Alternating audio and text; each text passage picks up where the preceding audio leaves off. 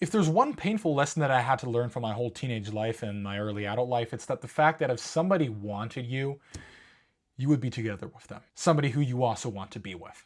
It's like we have this problem with our minds that if we have a certain bias, we try to make sense of it with every single scenario. What I'm trying to say here is, if somebody doesn't reply to you within the first couple of minutes, if somebody needs such a long time to reply, if somebody gives so obvious signals that they are not interested in you, your mind will still say, oh yeah, that has to be that reason, has to be that, oh no, they're just sick, right? Oh no, they're just having a bad day. It's gonna do everything in its power to make sure that this idea that you have of your crush also liking you back will make sense. Like, I want you to be really damn honest with yourself now. Do they want you if they're taking hours to reply to your texts? Do they really want you if every time where you meet up with them, they say, oh yeah, let's take some friends along? Huh? Do they really want you if every time they have you on the phone, they're talking about other people they're hanging around with? Or better said, hooking up with? Think about it. There's a point where the bias of your mind is so self-destructive because it has nothing to do with reality. And now, of course, somebody can now say, or perhaps you're now going to say, but if I'm somebody who's so shy and really doesn't have the courage to speak out, perhaps they are the same person. Believe me, if you asked if you could meet them up alone, they would say yes. Even if you were shy and they were shy, but both of you wanted something from each other, none of y'all would say, oh yeah, let's bring another friend. Never. Another point to add here is that a lot of people are lazy, right? A lot of people are not disciplined. So why the fuck should somebody dedicate multiple hours of their day or life to making things so complex and unnecessarily hard for you to understand? The probability is very low here, man. The fact that you're not together with this person either shows that you're a terrible communicator, that you do not show any of the affection that you have for the person inside through your communication and through your actions, or the other person does not think about you one bit. They don't care about you. They're perhaps imagining a life with somebody else.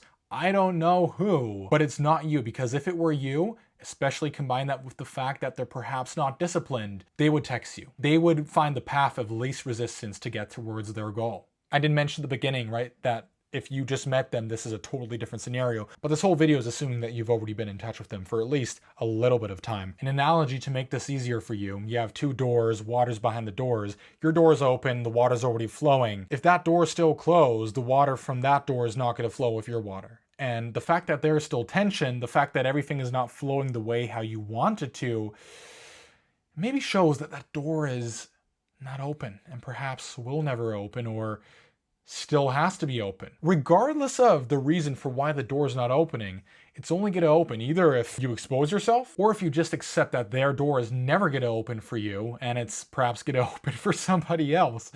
But in order for that to happen, you just have to move on with your own life, and that's totally okay, right? There's always going to be somebody who suits you. You just have to expose yourself to a lot of different people in order to make that something that actually then comes to fruition, right? The first job that you work is not going to be the best job, the job that fulfills you the most. It's very low probability. Just as the first person who you ever happen to be interested in is not going to be the love of your life. At least statistically, it's not. So, man, sometimes it's just good to accept that you can move on, right? You're not limited to this person. You have so much capacity left for other people, and maybe start enjoying that. Maybe enjoy the fact that you have more out there. If you master your communication skills, if you actually start being an authentic individual who actually does their best to show who they actually are, believe me, there will be somebody who appreciates you for it, but you will have to put yourself out there. Anyway, I hope that you enjoyed this video. Well, not that you enjoyed it, that it was able to give you a little bit of clarity, because it was something that took me a lot of